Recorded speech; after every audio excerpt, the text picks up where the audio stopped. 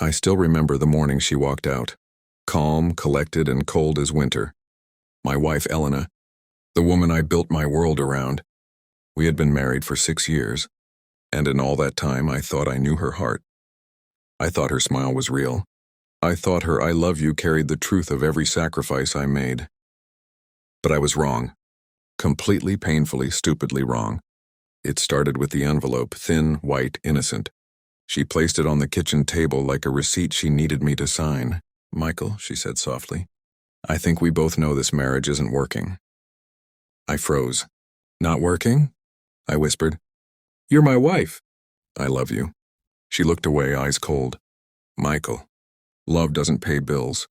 Love doesn't build a future." My heart dropped. I had heard those words before when my father told me I wouldn't amount to anything. But hearing them from her, it shattered something inside me. "That's why," she continued, "I'm leaving, and I'm taking what I deserve." "What you deserve?" My voice cracked. She didn't even blink. "Yes, the house, the car. Half of the savings. My lawyer already filed everything." I could only stare at her. This wasn't my wife. This was someone else wearing her face. "But why?" I whispered. "Why now?" Then she said the sentence that broke me. "Because I found someone who can actually give me the life I want." The world tilted. "Elena, who?" Her lips curled into a proud half-smile. "You'll meet him in court." That was the moment I died inside. The divorce was ruthless. She and her new lover, some wealthy investor, she met at a conference, attacked me in every way. Financially, emotionally, socially. By the time it was over, she had taken everything and left me with nothing but a small, filthy apartment and debts that weren't even mine. And on the night I lost it all, I died. Literally. A crash, a blinding light, a final memory of her signature on our divorce papers. But fate wasn't done with me. I opened my eyes somewhere impossible, somewhere familiar, somewhere before everything happened. I had been reborn. And this time, I wasn't going to let Elena destroy me. This time I would destroy her world first. Chapter 2, waking up 10 years earlier. My eyes snapped open. For a moment I couldn't breathe. My chest heaved like someone had plunged me into freezing water. Light flickered above me, not hospital lights. Not headlights, but something warm. Familiar. A ceiling fan. The old noisy one from my bachelor apartment. I jolted upright. This room. This bed. These walls. This was my life 10 years ago. My hands trembled as I grabbed the phone on the bedside table. The date lit up. April 12th. 10 years before my divorce. My mind spun. I wasn't dreaming. This wasn't a hallucination. This was real. I had truly been reborn. My heart pounded as memories crashed into me. Elena smiling. Elena lying. Elena cheating. Elena taking everything. Every moment of pain replayed in my head like a cruel movie. But now all of that was still in the future. I could stop it. I could rewrite everything. I stood in front of the old mirror leaning against the wall. The reflection staring back at me was younger eyes, less tired. Jaw sharper, hair thicker. A version of me who still believed in people. But not anymore. "Not this time," I whispered. There were 2 people I needed to deal with. Elena, and the man she cheated with. Back then, he was just an up-and-coming investor. No name, no money, no influence. But in 10 years, he would be powerful enough to steal my wife and destroy my finances. Not anymore. I knew where he'd be right now. The same cafe where he held his first secret meeting that changed his entire life. I grabbed the keys from the table and headed out, determination flooding my veins. This time, I wasn't going to be the man who begged for love. I wasn't going to be the man who broke in silence. I was going to be the man who built his life before anyone could take it. And then, only then, would I destroy the people who once destroyed me. As I stepped outside, the morning sun painted the streets gold. It felt like a new world, a dangerous world, a world waiting for me to reclaim it. I took a deep breath. "Round 2, I said quietly. "And this time, I win." Chapter 3, the man who once stole everything. The cafe looked exactly as I remembered it. Small, quiet, tucked into the corner of a busy street. Back then, I never understood why this place felt so important. But now I knew. This was where the man who ruined my marriage first tasted opportunity. His name, Adrian Cole, a name that would someday overshadow mine. A name Elena whispered when she thought I was asleep. But today he was nothing more than a struggling dreamer with a cheap laptop and a desperate smile. I spotted him instantly, sitting by the window, tapping anxiously on a cracked keyboard. The same suit he'd worn for 3 days straight. The same nervous energy of someone who wanted the world but didn't know how to reach it. In my first life, I had felt sorry for him. This time, I felt calculation. If I wanted to take back my future, I needed to know everything he planned before it happened, not to help him, but to outmaneuver him. Better yet, to bury him professionally before he ever became a threat. I ordered a coffee and sat at the table behind him, close enough to hear every word of his phone call. "Please, Mr. Benson, I just need one investor," Adrian said softly. "My idea will work, I swear it will. Just give me a chance." I smiled to myself. That deal, Benson Investments, was the moment Adrian's life shifted. They would reject him today, but in 2 months another investor would say yes. And that yes would turn him into the man who stole my wife. Not this time. I leaned forward. "Rough day?" Adrian turned around, startled. He looked at me like a stray dog waiting to be kicked. "Sorry," he muttered. "Didn't mean to disturb anyone." "You didn't," I said calmly. "I just overheard. You're trying to pitch a startup?" His eyes widened with hope. "Yes, but investors, they're not taking me seriously." I hid a smirk. "Perfect. What's your idea?" I asked. He hesitated, then slowly explained the concept. That would make him a millionaire. In the old timeline. And while he talked, I watched him closely. Not the desperate man he was now, but the predator he would become. By the time he finished, I had made my decision. I was going to ruin him. Not out of jealousy, not out of rage, but because he and Elena had burned my life to ash. And this time, I wasn't giving either of them a single spark. "I might be able to help," I said casually. Adrian's eyes lit up, but he didn't know the truth. I wasn't here to help him rise. I was here to make sure he never reached the height he once used to destroy me. Chapter 4. The first move in my new game. Adrian leaned forward, his eyes filled with a kind of fragile hope that would have made me pity him in my old life. But rebirth sharpens your heart. It burns away softness. Now all I saw was the man who would eventually take everything from me. "So, you can help me?" he whispered. The old me would have offered friendship, guidance, support. The new me, reborn me, offered something much more dangerous. "Maybe," I said, leaning back. "But first I need to know what you really want." His jaw tightened. "To build something. To be someone. To stop feeling like the world owns me." Interesting. He didn't crave success because he loved ideas. He craved it because he hated being powerless. That weakness could be turned into a trap. "I understand that feeling," I said smoothly. It wasn't a lie. I had once been the same. Adrian relaxed a little. He didn't know my words were just bait. "I could mentor you," I continued. "I know people. I understand business. I can guide you through this early phase." His eyes widened, almost glowing. "Really? You'd do that for me?" I hid a cold smile behind my coffee cup. Of course I would. I needed him close. I needed to learn every secret. Before he ever had the chance to steal my wife in another lifetime. "I'll help you," I said. "But on one condition." "What condition?" "You work with me from now on. No big decisions without my approval." That was the leash. A leash he didn't even see. Adrian nodded too quickly. "Yes, anything. I just need someone to believe in me." Believe? No, I didn't believe in him. But I did believe in destroying him before he became the monster who shattered my world. We shook hands. And in that moment, I officially rewrote the future. In my first life, Adrian grew strong because he found support in men like me. But in this life, his support was going to be the very hand that pushed him off the cliff. As we left the cafe, the sun was rising. Bright, warm, full of promise. But the warmth didn't reach my heart. I wasn't here to build dreams. I was here to burn down the ones that once cost me everything. My life, my future, my marriage. This time I wasn't losing anything. This time, I was taking it all back. Chapter 5. The woman who still doesn't know she already lost. For the next 2 weeks, my life moved with quiet precision. Every morning I met Adrian. Every afternoon I studied his plans that would have made him a millionaire in my old timeline. Every night I wrote counter-strategies. But there was one thing I hadn't faced yet. Elena, my wife from the future. My betrayer. The woman who took everything when I had nothing left to give. Right now she was still just a college intern, bright-eyed, hopeful, full of ambition, the version of her I fell in love with. The version of her who hadn't yet learned how easy it was to destroy, a man who loved her too much.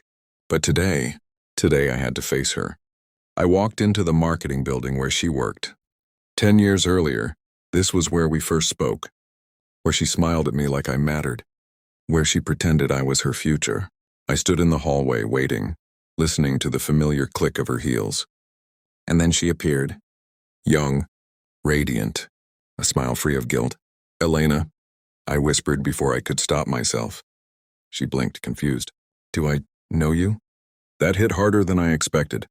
In her timeline, she had already destroyed me. But in mine, she hadn't even met me yet. I cleared my throat. "Sorry, I'm here for a project meeting." "Wrong floor." She nodded politely and walked past me, her perfume lingering in the air, like an old memory trying to claw its way back into my heart. For a second, my chest tightened.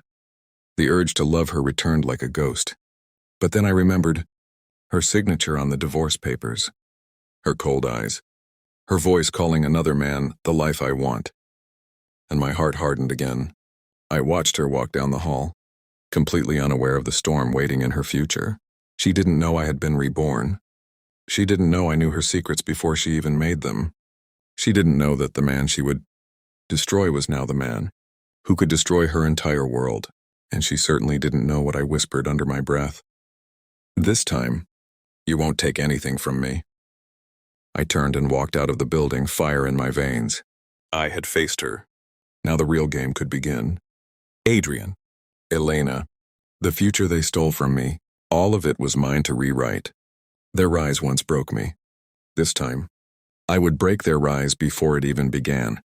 Chapter 6, Planting the Seed of Their Downfall. A week passed after seeing Elena. A week of calm planning, silent patience, and cold strategy. Adrian thought we were becoming partners. He thought I believed in him. He thought I was the first person to ever give him a real chance. He wasn't wrong. I was giving him a chance. A chance to walk straight into the trap I was building for him. Because in my old life, Adrian's first major success came from a deal I never saw coming. A shady investor group that funded his startup in exchange for 40% ownership. He accepted it out of desperation, and that deal became his entire foundation. Without that deal, he would never rise high enough to steal my wife, or my company, or my life. And today was the day that deal first appeared, which meant today was the day I had to destroy it. We were sitting in his cramped room, papers scattered everywhere, old AC buzzing like a dying machine when his phone buzzed. He looked at the screen and gasped. "It's them," he whispered. "The investors. They want to meet today." "Perfect." I nodded calmly. "Let's go." We arrived at a fancy downtown office, one Adrian had only dreamed of entering before today. He was shaking with excitement. I wasn't. I remembered the future. I remembered the consequences. And I remembered the man Elena betrayed me with. Cold, calculating, powerful. So I stepped in before he could sign away his soul. Inside the meeting room, the investors began their rehearsed speech. "Your idea is promising," their leader said. "But you lack experience, resources, connections." Adrian swallowed nervously. "But we can give you everything," the man continued. "In exchange for 40% of your company." Adrian lit up with hope. But I cut in before he could speak. "That's unacceptable." All heads turned to me. Adrian's eyes widened. "What, Michael, this is exploitation," I said sharply. "You're preying on a desperate young founder? 40% for a few small seed funds? Not happening." The room tensed. The lead investor frowned. "Who are you to interfere?" I smiled thinly. "I'm the man who actually understands business, and you aren't the only investors interested in him." They froze. Adrian stared at me, confused but trusting, exactly how I needed him. The investors exchanged glances. Uncertainty. Doubt. The leverage had shifted. I leaned back in my chair. Either lower the equity to something fair, or we walk. The silence stretched. Finally, the investor clenched his jaw. "Fine, 15%. Adrian nearly fell out of his chair. And just like that, the future changed. 15% instead of 40 meant Adrian would grow slower, weaker, dependent on me, exactly as planned. On the walk home, Adrian couldn't stop thanking me. "I can't believe you did that for me," he said. "No one has ever protected me like that." Protected? If only he knew. I clapped him on the shoulder. "Stick with me, Adrian. I'll make sure you never get taken advantage of." A lie wrapped in truth. He nodded eagerly, completely unaware of the invisible chains tightening around him. He wouldn't rise. He wouldn't become powerful. He wouldn't steal Elena. He wouldn't destroy my life, because I was rewriting everything, and this time, I was the one in control. Chapter 7. When the past starts remembering me. 3 days after the investor meeting, my life settled into a dangerous rhythm. Build Adrian up. Reshape his path. Clip his wings before he learns to fly. Everything was going exactly according to plan, until fate decided to test me. I was walking across campus, reviewing Adrian's revised pitch deck on my phone, when I heard a familiar voice behind me, a voice that didn't belong to this timeline yet. "Michael?" I froze. My name, spoken gently, softly, like it used to be, like it would never be again. I turned around. Elena stood a few feet away, holding a stack of books against her chest. Her hair was tied back. Her eyes were bright, too bright, like she was still untouched by the world. She looked innocent, or maybe I was seeing a ghost of who she pretended to be in my first life. "I think we met in the hallway last week," she said shyly. "I didn't get your name then. But I've seen you around today and, well, you seem familiar." Familiar? Of course she'd say that. Because in another lifetime, she had once loved me so deeply that she promised me forever, and then shattered it without blinking. I forced a polite smile. "Maybe you've mistaken me for someone else." She tilted her head, studying me with a curiosity that made my chest tighten. "I don't think I did," she whispered softly. For a moment the wind blew between us, warm, gentle, almost nostalgic. A cruel trick from the universe reminding me of the years I once cherished. "You're interesting," she said with a small smile. "I don't know why, but I wanted to talk to you." In another lifetime, those words would have lit up my world. Now they just felt like a spark trying to reignite a fire I had already put out. "I'm busy," I said simply. Her smile faltered, just slightly, barely noticeable. But I noticed, because in the future, that same smile would vanish the night she signed the divorce papers. "Oh, right," she murmured. "Maybe some other time." I didn't answer. I turned and walked away. Every step felt like tearing a scar open again, but I didn't stop. I couldn't. Falling for her again would be the biggest mistake of my second life. But as I walked, I realized something unsettling. In the old timeline, I approached her. I fell first. I chased her. But now, she was the one noticing me, approaching me, trying to start something, because I had already started rewriting the future. And the past, my past, was starting to shift in ways I hadn't prepared for. Adrian was under my control. Elena was unknowingly drawn to me again. And suddenly, the revenge I planned with precision had turned into something far more dangerous. A choice. One that could either save me or destroy me again. Chapter 8. The first crack in her perfect world. Weeks passed. Adrian's trajectory slowed under my guidance, or rather my control. Each decision I subtly altered now ensured that he would never rise fast, enough to become the man who once took Elena and my life from me. But controlling Adrian was one thing. Controlling Elena, that was something entirely different. She had started noticing me everywhere. The library, the cafeteria, the courtyard. Every time our paths crossed, I felt the same pull, a ghost of the man I once was. One afternoon, she appeared unexpectedly in the office where I was reviewing Adrian's new pitch designs. She leaned against the doorframe, arms crossed, eyes narrowing with curiosity. "Michael, you're everywhere," she said, her tone teasing, almost playful. I didn't look up. "Coincidences happen," I replied, my voice neutral. She stepped closer, her presence radiating confidence I didn't expect from the Elena I remembered. "You're different," she said softly. "There's something about you. I can't figure it out." I finally looked at her, letting my gaze linger just long enough to unsettle her without revealing my plan. "You'll figure it out in time," I said. "Maybe sooner than you expect." Her eyes widened slightly, A small frown appeared between her brows. Are you serious, or are you playing some game? I smiled faintly, a calculated mix of charm and menace. I'm always serious. She studied me for a moment, then straightened, clearly uncomfortable. I'll see you later then, she said, turning toward the door. As she left, I realized something terrifying. Even in my rebirth, her presence still had power over me. But power is nothing if you know how to manipulate it. And I did. Adrian was trapped. Elena was unaware. The future I lost before was slowly bending to my will. Yet I couldn't help but feel one truth deep in my chest. Revenge alone wasn't enough anymore. I needed to be smarter, faster, and patient, because in a few months everything I lost would belong to me again. And when that moment came, Elena and Adrian would realize too late. The man they once underestimated was now the one who could destroy them both. Chapter 9. The puppet strings tighten. The plan had been meticulous. Adrian's rise was slowed, his confidence subtly undermined, yet he believed I was helping him. Elena, meanwhile, remained oblivious to the storm brewing around her, moving through life with the same charming naivety that once destroyed me. But the cracks had started to appear. I watched her from across the courtyard that morning, her laughter ringing out as she spoke with classmates. It was the same laughter I once loved and despised. The same laughter that had once made me blind to her ambition, her selfishness, her eventual betrayal. Now it was a weapon. I took deliberate steps to insert myself into her world. Small favors, brief conversations, casual touches, moments designed to make her notice, to start the pull that would one day bring her exactly where I wanted her. Michael? Her voice broke my focus. She was closer than I expected, holding a stack of papers. You're always around, she said softly, her eyes scanning mine as if searching for something she couldn't name.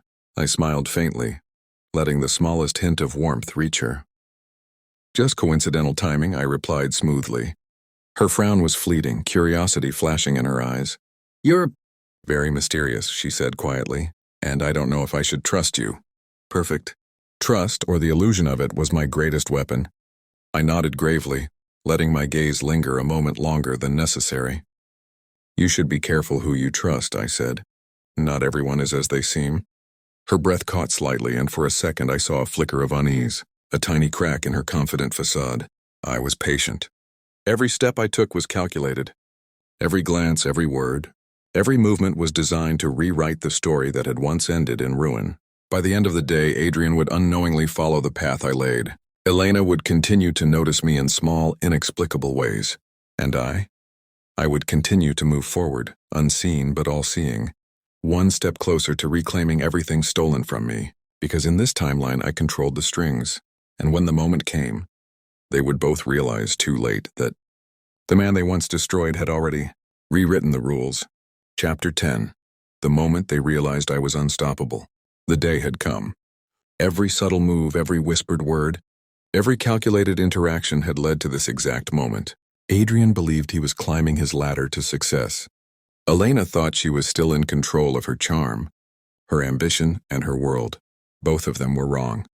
I stood at the entrance of the grand office building, my future empire waiting just steps ahead. The air was electric, charged with anticipation. I had anticipated their every move, their every thought, their every misstep. Adrian approached first, smiling nervously.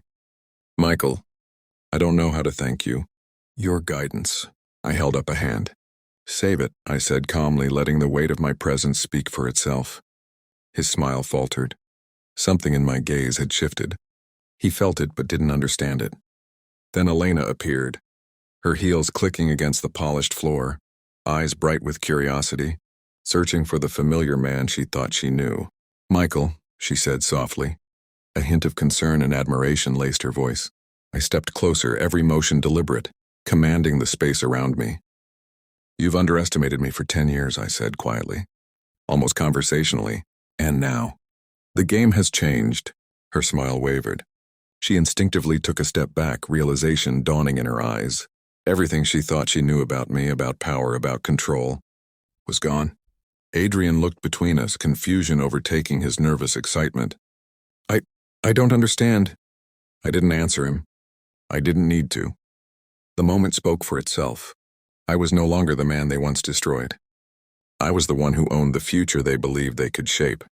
Elena's lips parted slightly, the first hint of fear flickering across her face.